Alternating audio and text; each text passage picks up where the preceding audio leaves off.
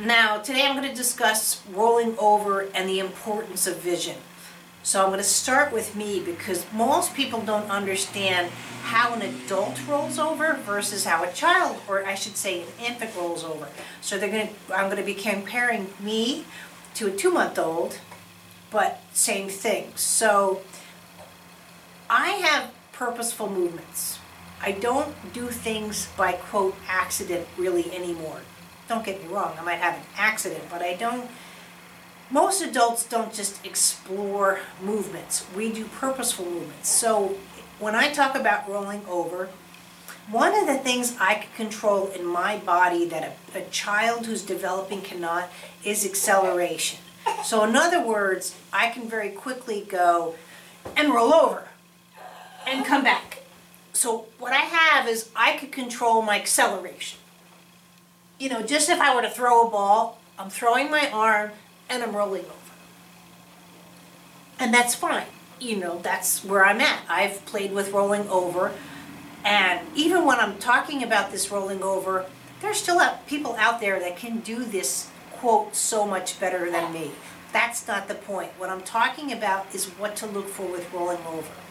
So now when I slow this down, and then I'll slow it down again more so in the video to show you, when I go to work on rolling over, and I'm doing this again very slowly, but you can see something what's called a sequencing. So when I do, and I'm not going to go for complete rollover. So when that's sequencing, see how, watch my hand and my foot. And I can control that at any time. If I go back a little bit, forward. Also, true rolling over is done in a way I can stop at any time. I can control this. I can go a little bit more. Again, my foot's going with my hand. I'm coming down. When I come down, I'm not falling.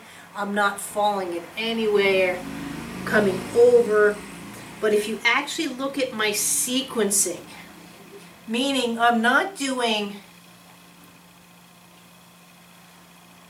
and no offense, if you think you're aging, roll over in the bed. And if you're rolling over like you have to, know where you're at, and shift, and then move your butt first, and then kind of roll the shoulder, you know, no offense, your sequencing's off, and that's why you've got lower back pains, because you don't have that rotation. So now when you're looking at a baby, look now more at my head to my tailbone. So when I'm more of an infant, now an infant in general should be more up like this at first when they're starting. So their feet are more, because they're learning how to oppose gravity. When a baby, quote, moves, they go like this and they fall.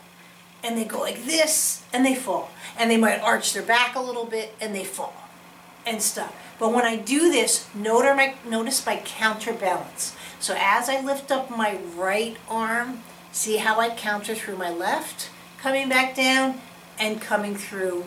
Now, I can tell in my pelvis that when I go up with my left arm, that I have something going on with my pelvis that way. I'm not as free as I do on the right side. Now, it could be because I'm right-handed. It could be because I had bars on my feet. Who knows? But it is what it is, and I'm more aware of that. We will never be completely symmetrical beings. We also have all these asymmetrical patternings. But the more and more you get as a high-end performer, a serious athlete, football player, Cirque du Soleil, you're able to not only synchronize, but work with much more finite symmetrical patternings as well as asymmetrical patterning in control. And that's what makes you at that level. When those patterning things start declining, that's when you're, quote, getting too old, but you should be working on those synchronizations versus that. So when you see a baby, so this, you'll start seeing the head and this nice little curve to the tailbone sort of go like this. And this is where we're going to play with the baby on ours. But now to roll over, what starts to happen is that the legs start coming down. By the way, this is a pre-crawl. When you see all this, see, this is a pre-crawl. I'm counterbalancing, balancing through my system, but it's a pre-crawl. So when a baby, let's say, is playing with a toy, again, they don't realize that this at the moment might be nicer to chew on than the blue one or the green one. You know, with all this, they might like the ring more than the actual teethers. Whatever it is, they're not doing, again, purposeful play. They're learning, first of all, gravity. The hands are pushing this object away. If that's too hard for your baby, you're going to see this. And that's when the mommy's going, oh, come here, and you're not seeing that interaction because just gravity here is so difficult for your child at the moment.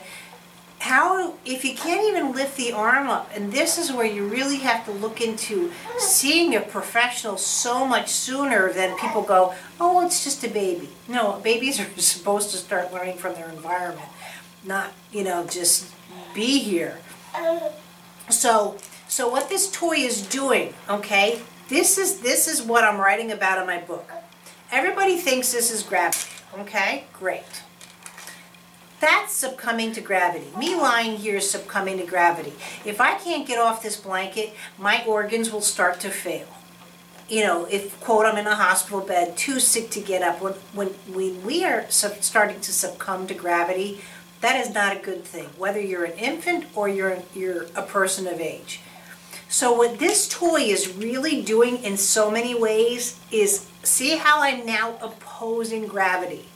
Just the lightness of this toy. Now again, I'm a big old lady, so this mass of this toy is not as significant in my life. If it is, again, I'm in trouble. But to a newborn, no offense, 6 ounces is like lifting 150 pounds. Because again, they're learning how to oppose gravity. So as they're learning how to oppose gravity, they're also learning fine motor skills as they manipulate the toy. There is so much going on that's so significant in your child's life just by watching them handling this simple toy.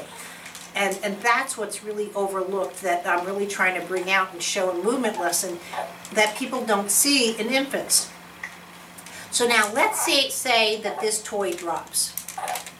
And I'll come down a little bit more so you can see this part. So let's say this toy drops. Now, at first, out of sight, out of mind. Now, you might sit here and be able to jingle. And if your child's not responding, you need to check. Is my child hearing impaired, visually impaired? Because believe it or not, most kids don't get caught for visually or hearing impaired until about the age of 6 months. So there should be, now again, they might not look and go, oh, mom was jiggling the keys. They're not doing that kind of purposeful thing, but there still should be some response to your voice at this point. Noise, car, beep, balloon popping, siblings, where the head is moving around. And we'll show that on the baby that I have. But what it is these keys. And eventually what starts to happen is you're going to see this. Now see how again I counter and I start rotating over. Now the difference between me and an infant, my torso is huge in comparison with my head. My torso is really huge in comparison to my head because I'm me. A baby is head, abdomen. So the proportions are different.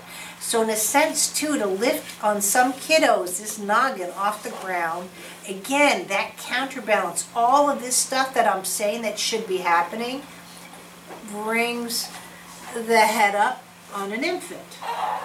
And then you'll see the legs start moving back and bring the child over. But it's the eyes. It's, oh, I see this, I see this, I see this, I see this. And all of a sudden they're here, and basically you kind of get that look from the baby going, how the hell did that happen? Because again, they don't know what they just did, and they don't know how to get back to where they were, because these are conceptual patternings that we have as adults trying to explain what kids do. And that's what goes on. Now, what I want to show is the significance. Now, first of all, if your child, let's say, has torticollis, or for whatever, torticollis is where the neck gets fixed. Maybe you don't know it's torticollis. Torticollis too is where you see your child has a preference. Maybe if your child's always looking to the left, trust me, when this is over here, out of sight, out of mind. There's no toy. That concept is gone. But if your child, again, that inability to react to stimuli, whether purposeful, non-purposeful, or whatever you think it is diminished, that's where this starts getting a very difficult conversation. But if my eyes, let's say I'm going to look at my feet now, or look down across the room, if my eyes are there, watch how I roll. See how my sequencing is just so off because I'm trying to do all this, which I can override my system, but my eyes aren't there. Versus if I was here and my eyes are here, the difference in the sequencing. But remember, babies don't do anything that's difficult or hurts them. So if you're like this and looking down, rolling over is just not going to happen. And this is one of the things Diane works on. The difference between a baby being able to look horizon and down is midline, lower quadrant vision.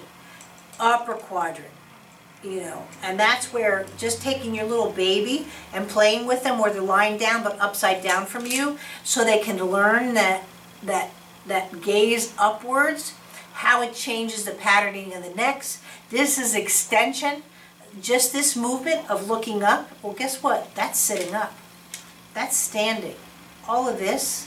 And if those conversations don't happen, see how that's extension? Just those little patternings of vision versus if the child's here.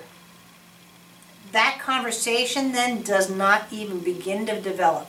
That child can look this way or this way, but that extension's not happening. So if that extension doesn't start to happen, then the scoot doesn't happen. You know, this goes into so many conversational patternings. So that's what I'm going to cover today, if Adam will let me, my little baby, as far as what I just discussed here. These are all the things that are going through my rat brain, why I'm working on somebody.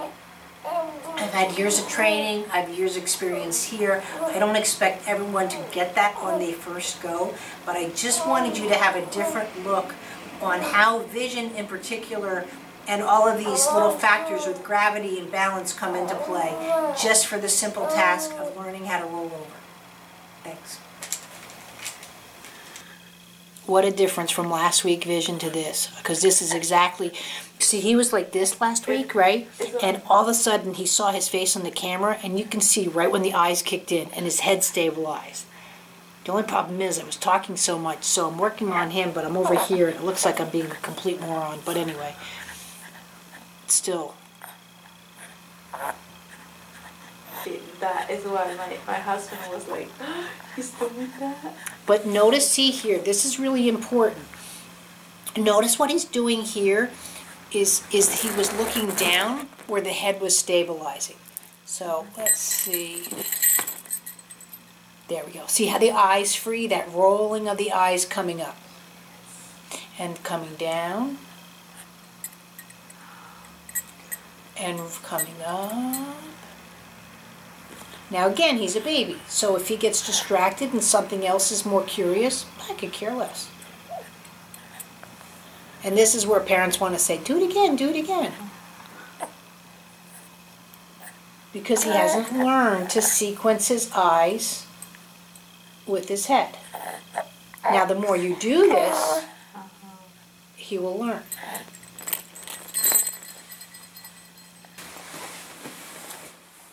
Okay. So see already, now this is what I was talking about. See how he's looking over here? Okay, see how the bit of the curve in the spine? But the head's still free from the body, okay?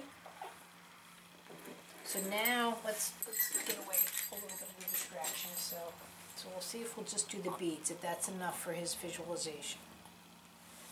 So what I can do at this point is start working on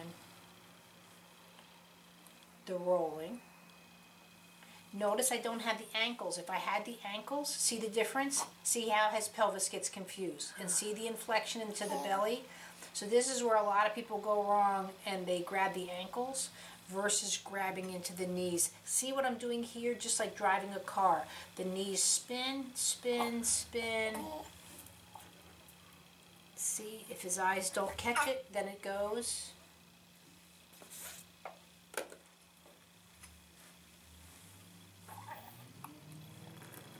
And this is where at 2.5 months, his head's not ready. That's the one deciding factor, right? But with that being said, all I have to do is go like something like this. Just teach him that pop.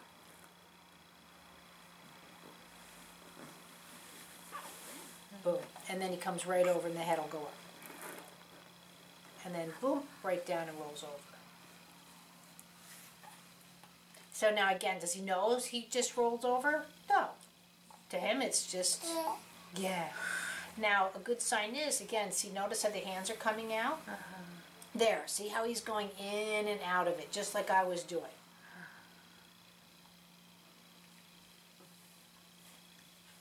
Now the difference is he's playing with it. I can't say, oh, Adam, go to the right, Adam, go to the left. Now, again, he's looking down. So here, if I do this, see if he'll look down.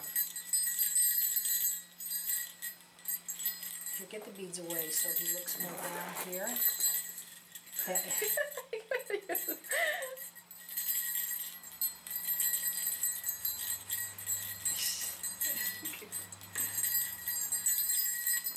There, he's looking this way. See, the rollover is not as efficient. He can't, when he's looking down, it's not happening. Whoops, sorry. If I go here and see if his eyes catch it, or his ears, whichever come first. There, see? And boom, and the head comes right up. Now, so again, good. See right there when the eyes catch it, and then the head will come right up.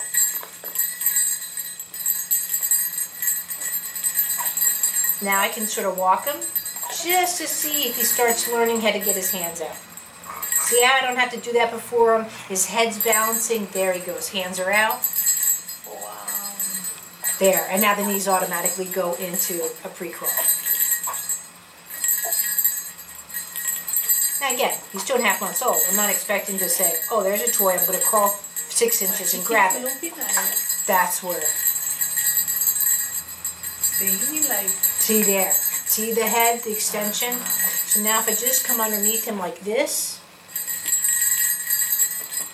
again, do I expect him to be up where he's going to bounce onto all fours? No, I'm just giving him a different viewpoint for him to stabilize and work with his vision.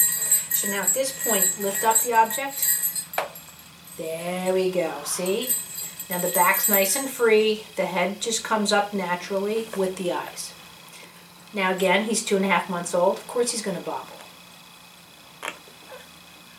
Remember, his success and your success at this point, or a therapist's version of success, are completely different. Because he's not getting graded on this. Whereas when a typical therapist comes into your house, now see, I can just get him high enough. He was almost trying to get his knees underneath. So now bring it a little higher and see what he does.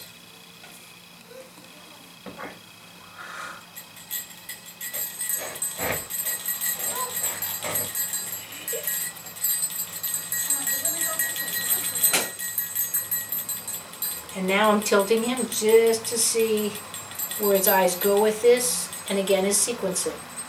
And then I can tilt him just to see where his eyes, see how the object, but the vision allows his body to work around it. Yeah.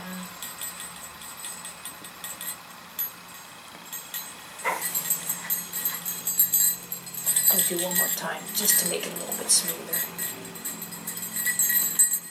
And this is more the knees, the knees, the knees. There we go. Head comes up. Oh my goodness. Now again, I'm just going to roll him a little bit just to see if he can figure out getting his arms out. There you go. And there you go.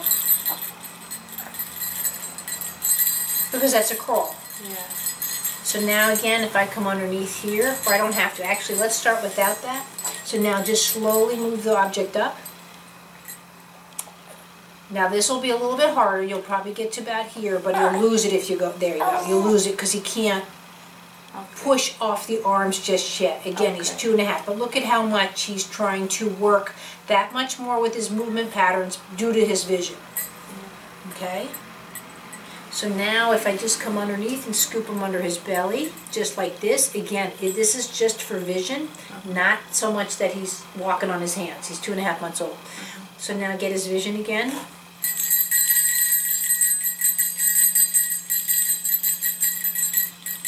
And now bring it up.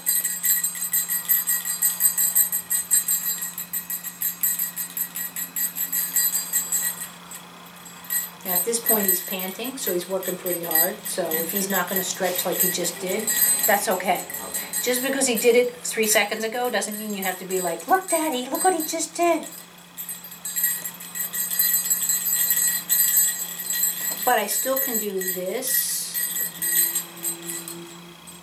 And I still can do with this. See how he's learning to move his head independently from his body. Because his vision is onto something and he can work around it. And see how the knees counter, just like I was doing. And he comes up and he counters. Yeah.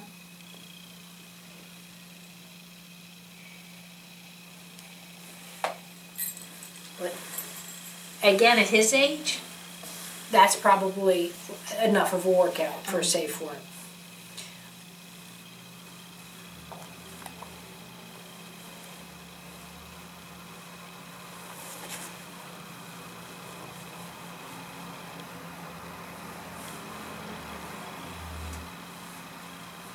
But see how much now more his body wants to arch.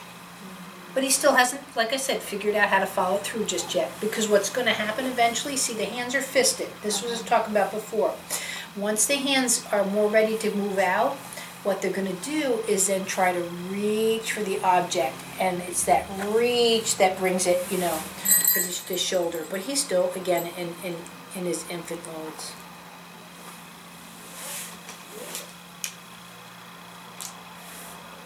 And I don't know if he'll even play with, or that he'll hold the toy per se. I know, it's a little early there. Let's see if I can wrap his little fingers. Because he'll just go into a natural grip versus that I'm playing with the toy. So there he is. There, see? See, now he was startled, it hit him in the face. But he doesn't know how to control that.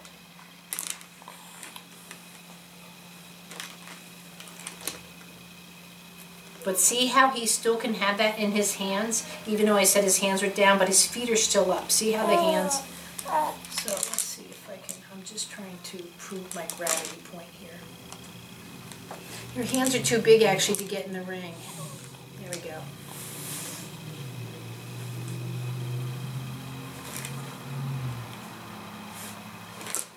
But see how he can freely move that around and with momentum.